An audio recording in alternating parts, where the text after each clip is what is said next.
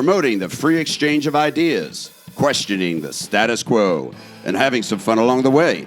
This is the Are We Idiots Show. Now, here are your hosts, Mark Weaver and Rich Kroll. That was exciting. Very exciting. A live read from Chris Mooney delivering.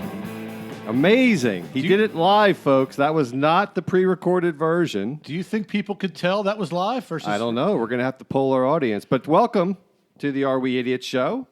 That was our special guest, Chris Mooney, doing a live read. You might recognize him as the voice of at least the intro voice of the Are We Idiots Show. I do have a question out of the gate. Go for it. Many people have asked me, is that his real voice, or is he forcing some type of Hollywood, genre voice to make him? You know what I mean? Like, is that him, or is it manipulated? I think we just answered that question. It sounded pretty legit. What do you think, Chris? That was not No, fake, right? this is my voice. There you this go. Is He's how very I sound constantly. All right, folks, there you have it. And you'll get to hear a lot more of that voice Whether you like it or not. over the course of this episode. So thanks for joining us, Chris. And this is our agenda for this week on the Are We Idiots Show. Idiot of the Week Awards. We're going to do a little differently this week. We're going to the three of us are each going to have a nominee, and we're going to vote on who is the most idiotic. Then we're going to talk with Chris about the status quo of our mental health system and the stigma associated with mental health disease. And that'll be a quite lively discussion, I'm sure, and quite involved. We won't get to everything. And then at the end of the show, we're going to have some fun talking about, I'm going to give Rich and Chris a quiz about famous mental health movies. And I kind of stacked the deck against my co-host, Rich, because I know that Chris is a movie buff. So you might have an uphill battle, Rich. I don't like losing to people.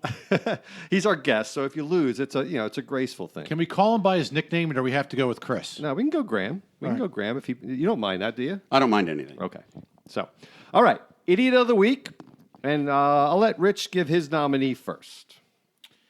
A Tampa man was arrested on Wednesday afternoon after being reported as semi-unconscious and trying to order a chicken burrito in a Bank of America drive-thru lane.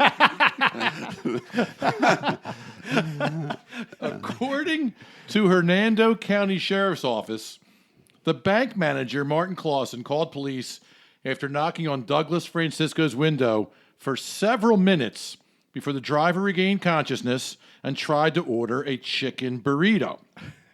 When police arrived at the Bank of America parking lot, Francisco was sitting in a blue Hyundai in the front lot with the motor running. The deputy reported that Francisco made several incoherent statements about why they won't let him order a burrito that were differing with reality. He failed a field sobriety test. His movements were slow in a way that was consistent with prescription narcotics, and deputies found all sorts of things like Oxycontin, Alprazolam, better known as Xanax, and other assorted drugs. It's amazing he was able to navigate the car into the drive-thru lane. Did he ever get the burrito? I'm a little upset that he didn't get the burrito. If you're going to go down like a final meal, Absolutely. right? All right, so if that's your nominee, I got to go next before Graham because mine's related. And we don't discuss these in advance. It's amazing how this kind of measures up. William Paris Jr. and Mackenzie Dobbs of Ocala, Florida, so Florida must be popular this week, were arrested last week after they were caught allegedly selling drugs out of a drive-through window they constructed out of the side of their mobile home. Ocala police said the couple had turned a kitchen window into a drive-through so customers would not have to constantly enter and exit their home. Well, it is all about convenience, let's be honest. Very enterprising. The house actually had signs directing people where to drive and indicated whether it was open or closed. It is mind-boggling. A mobile home. Helpful. Yes. All right, don't tell me yours has to do with a drive-through. I'll just really be freaked out. It does not, but mine comes from a gentleman by the name of Douglas Peter Kelly, a 49-year-old from Hawthorne, Florida. Oh, my God, Florida. Yes.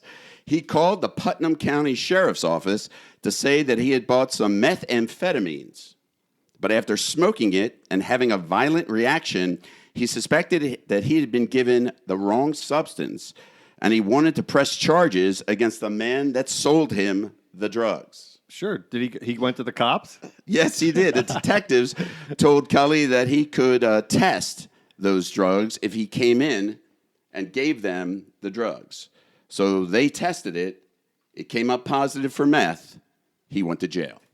Didn't we have a story like this one We time? had a similar one. It was kind of a sting operation. We had one about 10 episodes ago. The cops actually put out a Facebook post as a public service. If you want your drugs tested, we'll do it for you. The Great guy service. brought him in. Clearly, this guy was interested in the service. Florida, there must be something going on in Florida this time of year. It is Something very in the hot. drinking water. It's very hot. All right, so Rich, you always pride yourself in being a good arbiter. So you have the three nominees. What do you think was the funniest or best or most idiotic? Well, the one guy was polluted. He's just clearly on drugs, mentally out of it, clueless. Grammys, we kind of did one similar. That's a great one. We had one similar. I got to say, people in a sober state of reason to set up a drive-through In a mobile home? in a mobile home for drugs, and then having arrows like this lane or. By the way, here I'm violating radio rules again. I'm showing them this handsome couple that did this. Who would have thought, right? Who would have They thought seem this- like this fine, group is- upstanding They're citizens right just there. so good looking and upstanding. Capitalism at its finest. I'm going to 400 give them the nod. What do you think, Graham? We go with them? I William am Parrish going. and Mackenzie Dobbs? They obviously had to do some construction on their double wide or single wide. They are enterprising. They I'll are give them that. enterprising. I am going to give it to those two people. That means I got to pay the $1. Oh, well. All right, so 80 of the week is over, and now we're going to move to our big topic of the day, and it's going to be the, not stigma of mental health. I guess that probably isn't a great show title, but the status quo of the mental health in our society. And let me just set it up because I know, Chris, you'll be talking a lot, or Graham, you'll be talking a lot on this show. But just for our listeners, some background, and Rich and I and Graham are of an age, we're in our 50s, and when we were young, there was a mental hospital close to where we grew up, and probably in all towns across America, there was a mental hospital or something similar. And for the most part, all of those are closed. And I've said on previous shows where I was a big fan of Ronald Reagan for a lot of reasons. One of the things that Ronald Reagan did, in this case, could be perceived as a negative thing or a heartless thing. He actually cut funding to federal funding, I should say, to mental health facilities. The Carter administration had a thing called the Mental Health System Act. And as soon as Reagan came in, he wanted to cut budgeting and cut size of government, and he cut that, and it never really recovered from that. Now, I would argue that it's the state's responsibility, it's the community's responsibility, it's the family's responsibility to come up with funding on their own. But the fact that the federal government withholds our taxes and federal withholding, and then decides if and when they should give it back to the states for certain programs, that is a systemic problem, I think, and that's for a lot of different funding programs. But so basically, mental health has been struggling since then, and it's gotten worse. And Chris is here to tell us a little bit about how it's gotten worse. So, Chris, I'll ask you to just introduce yourself, what you do for a job, and then maybe talk about some of the highlights or lowlights of of the problems that you see most frequently today. Well, that's a lot right there. So I work in a local hospital in a crisis center for people with mental health challenges. I work on a psychiatric floor for people with mental health challenges, and I work with case managers who go out and help the people that are in the community. Now, a lot of those people that are in the community were the people that were in state hospitals. And the idea was that people would leave the state hospital and go to group homes and thrive. But the issue is there's not many group homes. There's not many recovery houses like that. So people now live on the street. Right. So the issue is when you have no place to go, you live on the street. And is it fair to say also that due to the severity of some of these problems, the families can't handle them? Yes. So they also end up on the street because it's impossible for some of these families to handle their illness. Right. People, families cannot and friends cannot deal with mental illness, and it takes an unbelievable toll. I have a ton of empathy for families. It takes a huge toll on the families, and they just can't deal with it. But also, people have to take some personal responsibility in managing themselves and their own care. I personally was in a hospital for about 14 days. I was brought in, and when I got sent up to the floor, they put me in a quiet room just to monitor me, and they left me in there for 2 days, and they forgot I was in there. So for 2 days, I didn't have anything to drink, I didn't have anything to eat, and I didn't have any meds.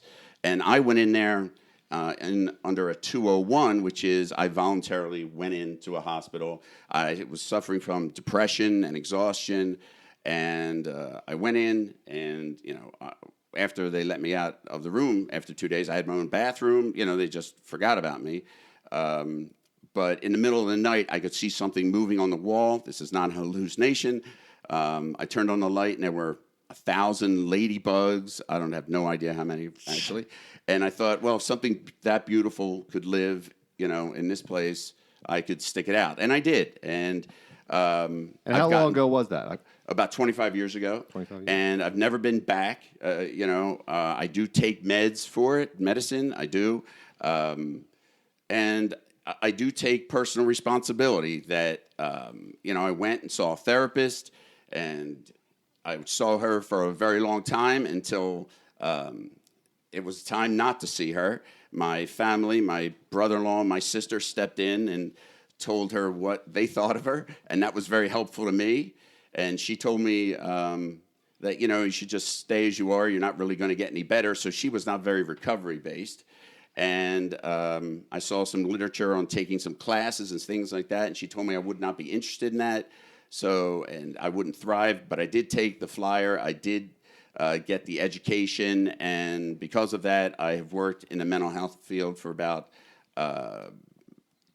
close to 13 years, helping other people get back in the community, get on their meds, get the right meds, helping families and things like that. So I have a question. Go for it.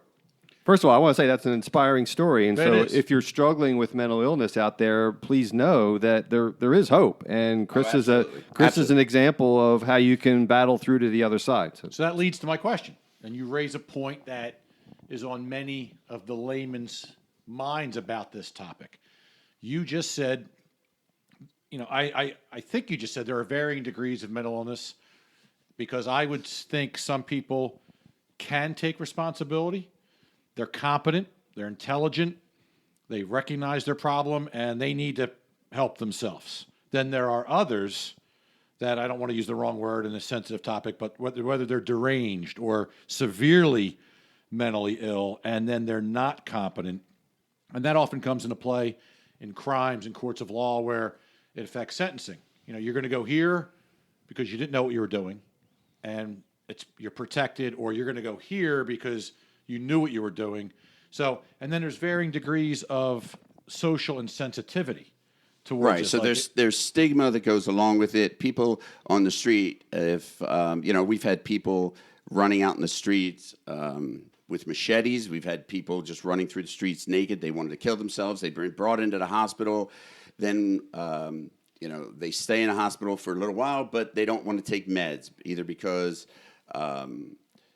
the stigma of taking meds, or they like to self-medicate. A lot of people self-medicate of buying illegal drugs. In Pennsylvania, where I am, marijuana is still illegal, and that's a whole other topic which you guys talked about. But if something is not going well for you, I don't think you should cover it up with either alcohol or other drugs. And a lot of people don't want to continue to take meds. And a lot of families would say, we'll take that person back in if they are compliant on their meds. And not just taking pills, there are long-acting injectables, needles that they can take, and they don't have to get that for a month or 2 months, and they still don't want to do it. They for whatever reason, and people have many reasons, they just don't want to get caught up in that, and so back on the street they go, and it's very sad. And there's a lot of things we can do, but there are a lot of things we can't do, and we can't force somebody to take medication and things like that unless they are 302'd, which means they are brought in illegally. Involuntary. Right. So help the listenership who don't know a lot about this subject. Help them understand the breadth of the problem. And there's varying statistics out there, but everything from mild depression all the way up through There's schizophrenia. Right. Schizophrenia is whatever. hearing voices. So Schizoaffective disorder is hearing voices and having some depression and bipolar. So what do you see most frequently? What's the most common thing you see in your line of work that is debilitating to living a normal life? Well, schizophrenia is schizophrenia. Is that common though, or is that an outlier? No, it's becoming more and more common, and it does come out when people use drugs. People use LSD. People are using something called K2, which is a fake form of marijuana. Right, synthetic marijuana. And then sometimes somebody will come in, they'll take it, and they come in, and they are very, very sick. And it takes them a few days or a week or so to come back. And they get clear. But sometimes, if you take LSD, if you take synthetic, things that are being made in bathtubs, and methamphetamines are being made and things like that, you don't come back. You mentally don't come back, and that is part of my job that I try to stress to families and the people that are in the hospital, that you may not come back. Is that because the K2 or whatever it is, or the drug of choice, permanently alters their brain? Yes, the K2 is just destroying everything. What about other drugs like heroin, PCP? I mean, are they not as common? What? No, it's people will take. People are now taking heroin a lot more because it's cheaper than getting pills. And as soon as the heroin becomes more expensive, then they will go back and take pills. So, but we also have people that come in the hospital faking symptoms of mental health just to get drugs and things like that.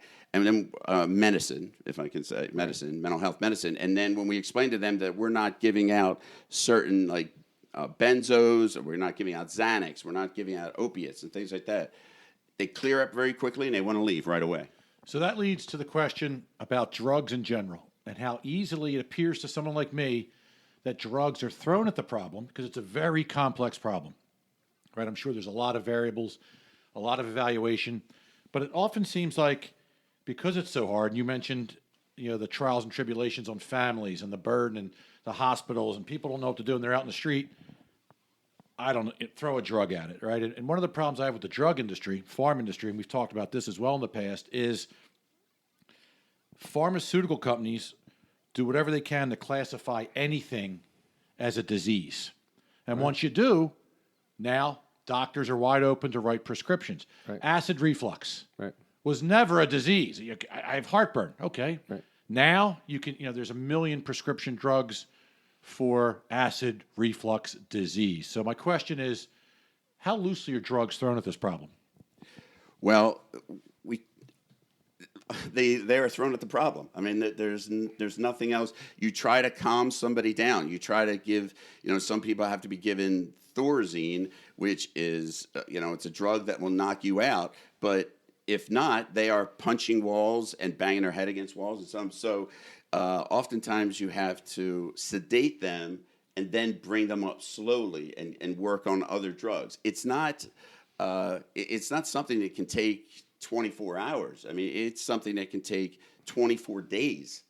And people don't want to invest time in it, and families are wondering why we're not doing anything. And it's interesting you were talking about that, because if you've ever seen the commercials on TV and it says this, take this drug, it's a brand new drug, and then it says may cause suicidal thoughts, may cause worsening depression. Yeah, right. So a couple of months ago, I was feeling depressed, and I'm allowed to switch, under the lower or raise dosage. Raise the dosage. And I did, and I was sitting in my office for about 3-4 hours, suicidal. I was depressed and suicidal, and thought about throwing myself out a window. And I thought to myself, well, wait a second, I think it's because of this, and I stopped taking that pill, the extra pill, and I got better. And now I don't recommend people self-dose themselves, because a lot of people don't have the knowledge about it. I know myself, and I've been taking the same medicines for 25 years, and I knew what it could do, and I stopped it, and I became much, much better. Well, those commercials are. We actually, my wife and I joke about some of those commercials because, of course, yeah, like a Saturday Night Live skit. It's like, hey, yes, to clear up gray hair, take this pill, but you'll never have sex again. You'll never have sex again. You'll be impotent.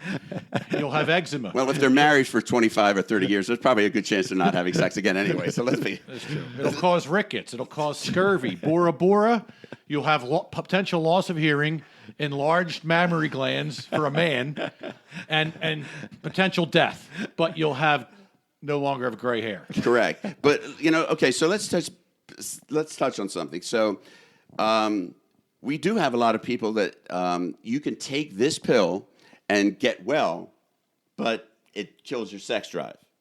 And so or you put on a lot of weight. Put on a lot of weight. So put on a lot of weight. Okay. So I take a medicine that it is known. I mean, it's true. It puts on a lot of weight, and I gained about 75 pounds from it.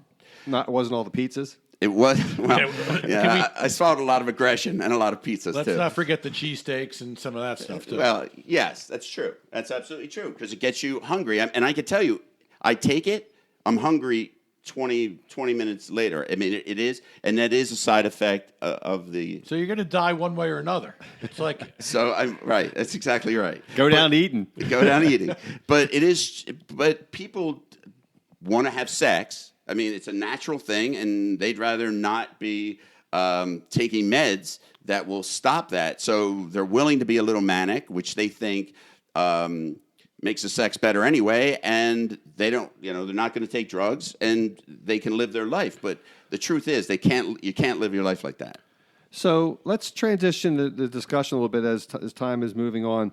Why is it that I'm asking Rich too here. Why is it, do you think, that mental health is perceived as a stigma, or people are embarrassed about it? Is it because it's not visible illness? That's one thing. Why is it that society has not, or there's shame associated historically with mental illness? Now that's changing.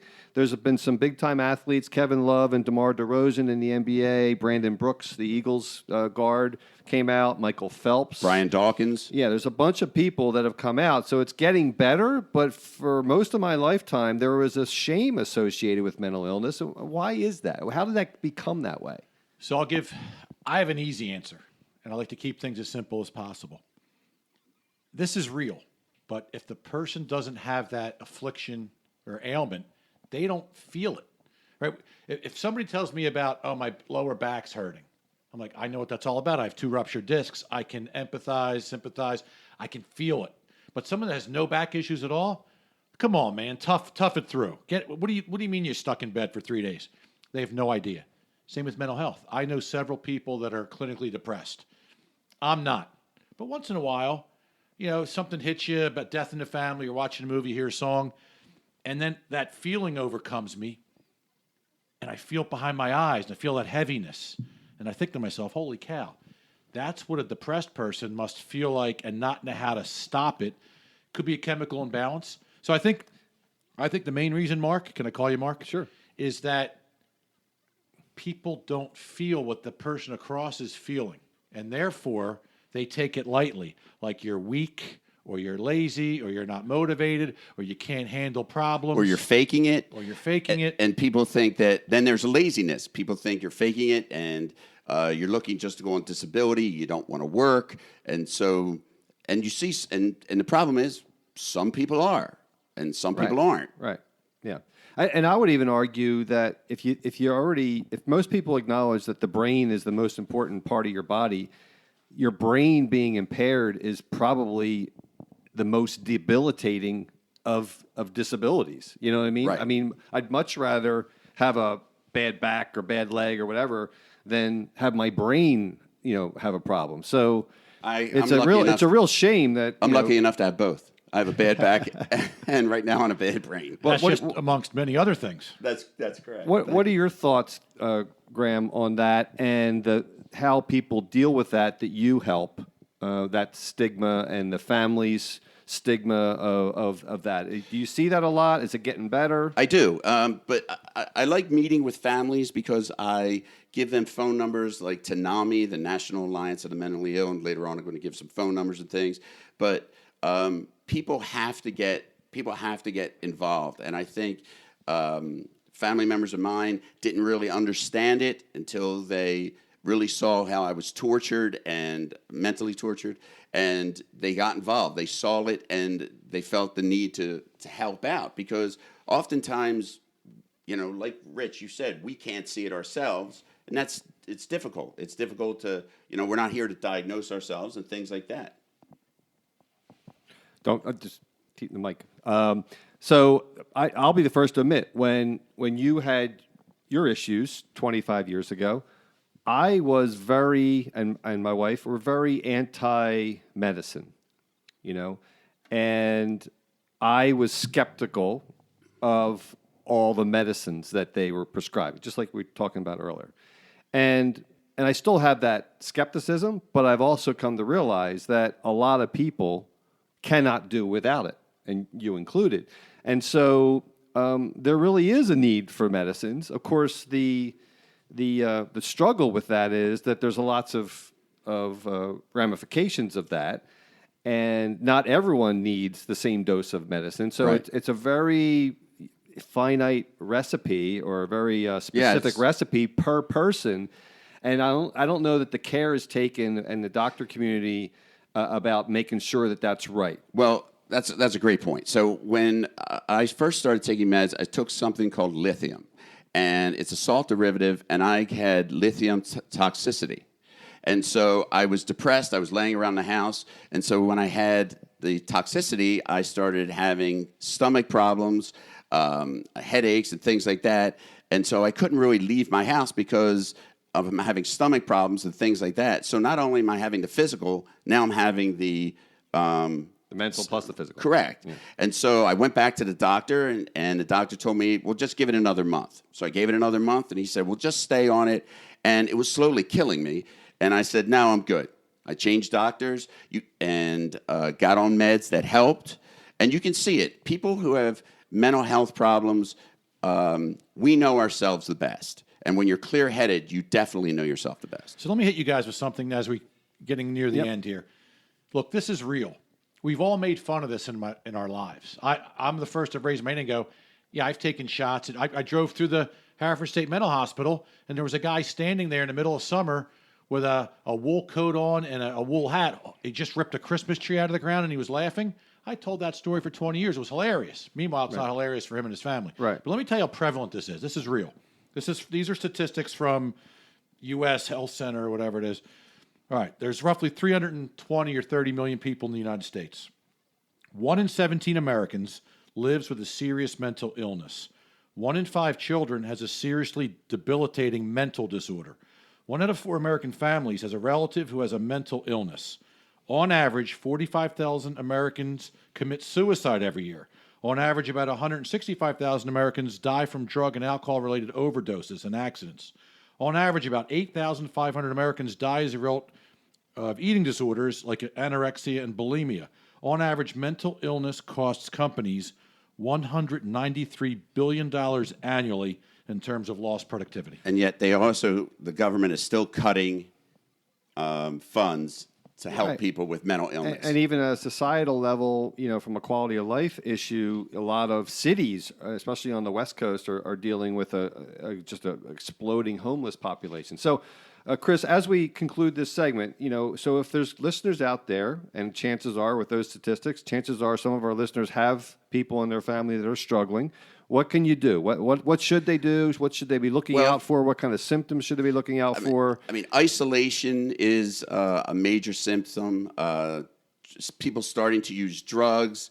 That's another one. Can't hold a job, probably. Can't hold a job. Can't go to school. And a younger person that has depression you're more likely to cure it and get out of recovery. If someone who comes in and get recovery, if someone is 51 or 60 or something like that and has their first mental health break, it's very difficult to help them. But the younger, actually, it is the better. I have a few numbers, like the National Suicide Prevention Lifeline, which is 800-273-8255. There is the LGBT Lifeline, which is 877-565-8860. And that's very important because when you're a young person and you are having an issue, you don't know where to turn, you can turn to these things. And there's a Veterans Crisis Line, which is 800-273-8265. And these are just,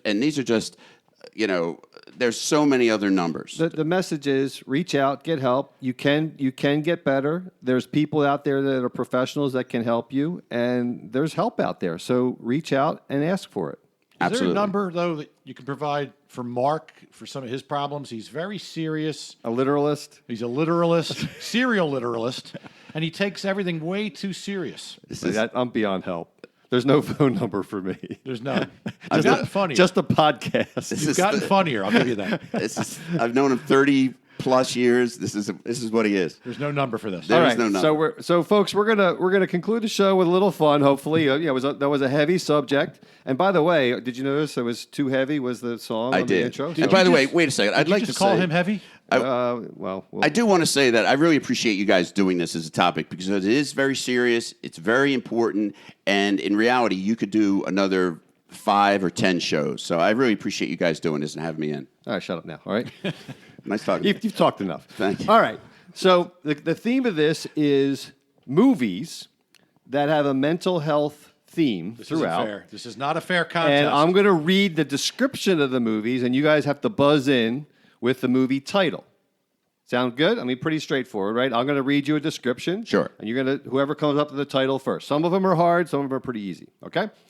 This classic 1999 drama film, directed by James Mangold and Jonathan Kahn, the film stars Winona Ryder and Angelina Jolie as two young women who have been admitted to a mental hospital in the late 60s. Attack of the Killer Tomatoes. No, and I do not. I know this, but I don't recall the name. I don't recall the name. It was a tough one to start. Girl Interrupted. Girl Interrupted. That's correct. Next one you will definitely get. So who's going to be first on the buzzer? This 2001 biographical drama was directed by Ron Howard. Beautiful Mind. Rain Man. He got it. Beautiful Mind, directed on the base of famed mathematician John Nash. Okay, 1-0 Grammy.